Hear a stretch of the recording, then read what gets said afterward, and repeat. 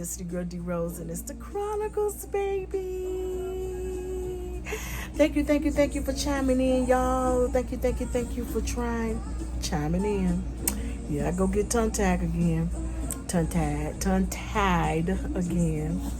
Y'all, it has been a very, very busy day for me. And I'm just so blessed to be in the position that I am in. I have invited you into my boudoir. It's been a very long time since I did a chronicle on what I call my boudoir, which is my bedroom. And so basically, today, my chronicle topic is very important to me. And I want it to be just as important to you, especially those that are going through in their marriages. This is the next part to the 6-part series on how not to be a sucker in your marriage.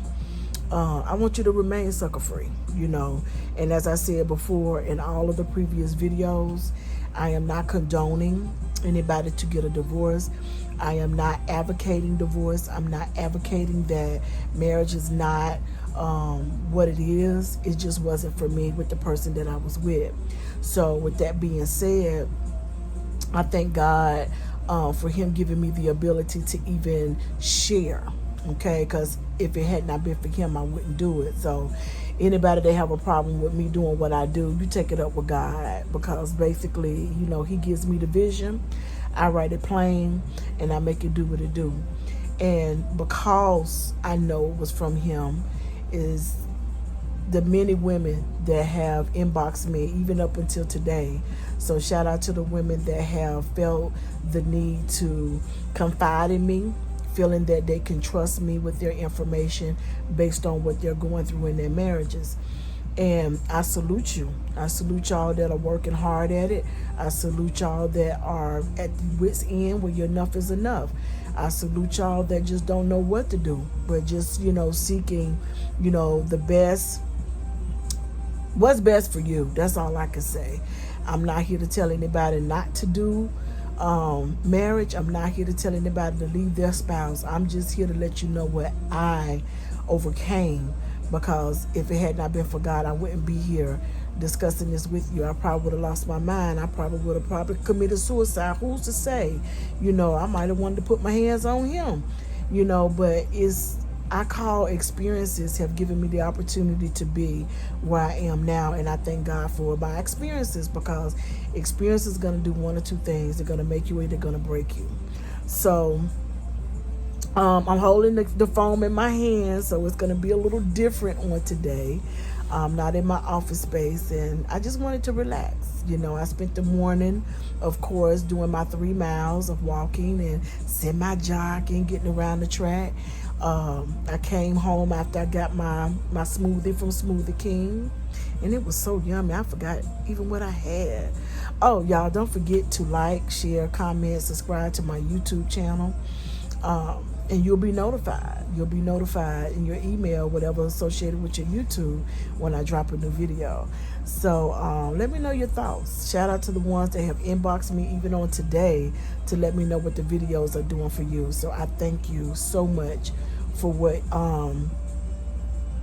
your feedback. I really appreciate it. So hit that little bell down there and let me know. Let me know you're there, because I'm going to get an email to let me know you subscribe. So what I want to talk to you about is don't allow your vulnerability to find you naked. That's a word in itself. Don't allow your vulnerability to find you naked. Being in the position that I'm in, as a leader, as a very outspoken advocate, as a very outspoken woman, as an extrovert, as a Libra, as an alpha female, a lot of times it can allow people to be turned on or turned off to your personality. But then you have to also think about when you're exposing your life, when you are exposing the different parts of you, when you decide to share the most vulnerable parts of your life, people may try to even prey on you. So that's why you got to be prayed up, so that you don't fall victim to Sweet Daddy Willie or Sweet Daddy John or Sweet Daddy Charles or Sweet Daddy whomever he think he might be sweet, but he's sour. He's sour, boo. He's sour. He ain't no good. He just trying to creep in based on all the information that you've shared out there with the world, because he's watching. He's watching. We know he's watching. I know he's watching. And what he's going to do, he's going to take everything, whether it be in your post, whether it be in the videos that you share, and he's going to try to tweak that and work that for his good. And then in the end, you're going to find out that he's not the man, or she's not the woman that you thought he was or she is, because they're only in love, or I can say chasing something that they really honestly don't have a genuine spirit about. Okay, so watch people motives. People motives are definitely being tested during this time. Power up on your discernment. Allow yourself not to be falling victim, ladies. Those of you that are in the situation where, Lord, I don't know what to do. I don't know how this is gonna work. I love my husband, but this, that, and the third. You have to be mindful. You're still married, okay? You're going to start feeling. You're going to start wanting. You're going to want to do this. You're going to want to do that.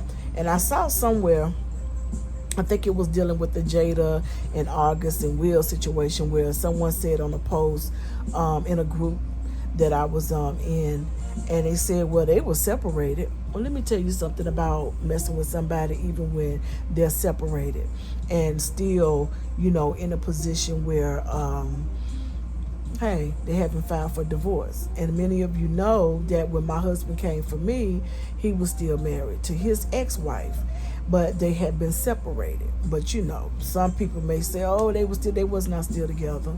They was not. I'm letting you know, they were not together. But when he came for me, it is what it is. And I asked him the questions, and he said that he was. But in short, he was not. And because of the things that I've endured in my life, the experiences that I've gone through, and the calling that I have on my life, Lord knows I be running, honey. I be running with my head cut off. But I'm going to tell you, I've been running. God did not like it. And I saw the wrath of God. I suffered in my finances. I suffered physically. I suffered emotionally. I suffered spiritually. I suffered mentally. It was just all around. Everything was broken. Within me, outside of me, nothing was going right. It just wasn't right, and God was not pleased. So don't ever feel like just because somebody else is doing it and they make it look good, you don't know what they're going through behind closed doors. You don't know what they're doing to cover up the mess that they've accumulated over the years, messing with somebody they have no business. Can't nobody else be happy messing with somebody else's other.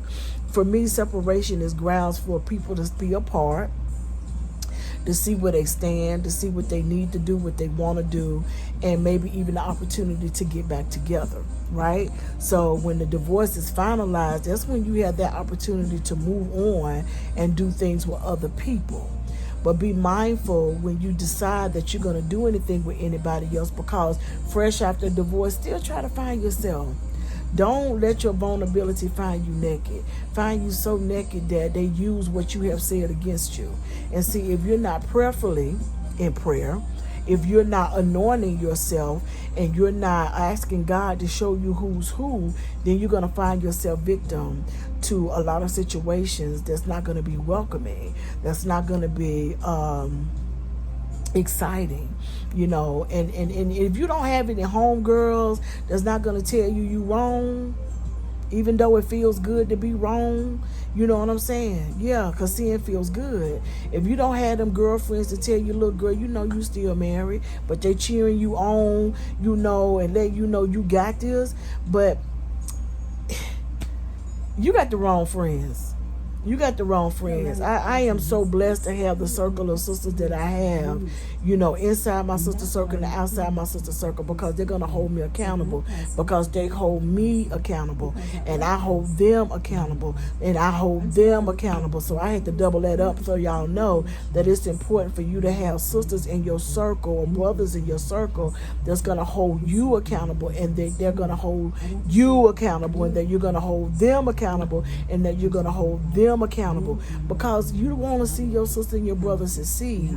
You don't want your vulnerability or their vulnerability to find you in a place where you're suffering financially, that you're just suffering spiritually, that you're being attacked this way and that way because you attached to some penis or some vagina that make you feel good, and then at the end of the day, when they go home to their significant, here you are left wet, in the fetal position, crying, wishing they didn't have to go. Ain't nobody got time for that.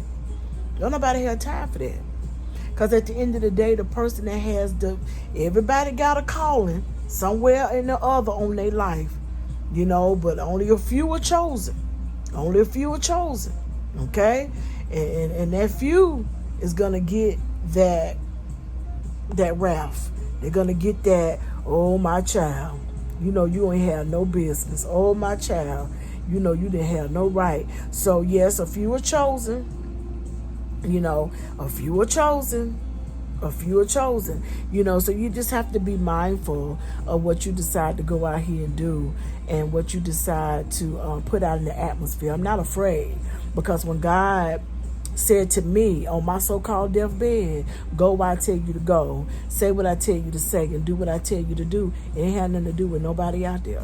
This is my relationship. This is my marriage. This is my situation. And God says share the situation by the means of me giving you what to share. Now, everything is not meant to be exposed, but the things that I feel comfortable with sharing with you all is the opportunity for me to be delivered from the things that has held me in a toxic relationship. There's some people right now still in relationships waiting on that man to marry. He ain't gonna marry you. He don't really like you like that. He just wants you there because you some sort of security. You doing something he needs you to do because he don't feel like doing it. And it is what it is. So just be mindful. Know your place in people's lives. That's the most important thing. Know your place in your own life, because if you don't know who you are and you don't know what you like, you don't know what your desires are, you will be tricked and you'll be motivated based on what everybody else wants you to do. And if you go off and trick off on everything everybody else wants you to do, guess what? You're just going to be a sucker. And that's what I'm trying to free you from. Come on, sucker free is the place to be, baby. Hey, it is what it is. My daughter told me yesterday, when I got the vehicle that was in my yard towed away, you no longer, that was the last piece of bondage that you had attached to you. How does it feel? My 27-year-old daughter said that to me. That was the last piece of bondage that you had attached to you. Come on, y'all. Do what you got to do what's best for you. Not for the public. Not for the naysayers. Yeah, but don't let your vulnerability catch you naked. Don't let it catch you naked. You better be able to handle that talk, baby, because I'm equipped for this.